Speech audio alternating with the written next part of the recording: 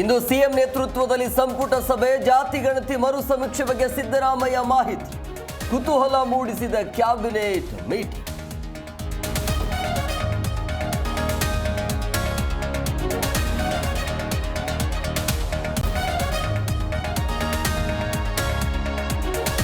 ಇಂದು ಸಂಜೆ ಸಿಎಂ ಸಿದ್ದರಾಮಯ್ಯ ದೆಹಲಿ ಪ್ರಯಾಣ. ನಾಳೆ ನಡೆಯಲಿರುವ ಹಣಕಾಸು ಆಯೋಗದ ಸಭೆಯಲ್ಲಿ ಭಾಗಿ. ಕೇಂದ್ರ ಸಚಿವರು ಎಐಸಿಸಿ ನಾಯಕರ ಭೇಟಿ ಸಾಧ್ಯತೆ.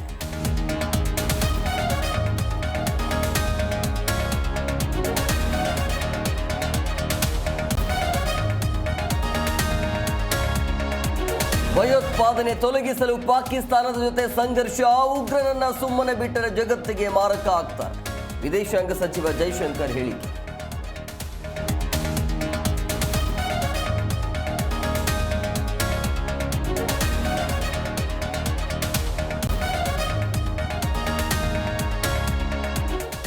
ರಾಜ್ಯಾದ್ಯಂತ ಇಂದು ಭಾರಿ ಮಳೆ ಮುನ್ಸೂಚನೆ. ವಾಯುಭಾರ ಕುಸಿತದಿಂದ ಮುಂದಿನ 5 ದಿನ ಮಳೆ ಎಚ್ಚರಿಕೆ. ಮೀನುಗಾರರು ಸಮುದ್ರಕ್ಕೆ ಇಳಿಯದಂತೆ ಎಚ್ಚರಿಕೆ.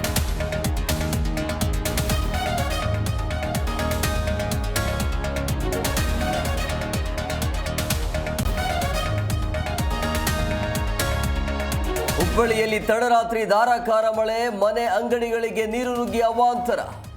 ಮನೆಯಿಂದ ಹೊರಬರಲು ಸ್ಥಳೀಯರ ಪರದಾಟ.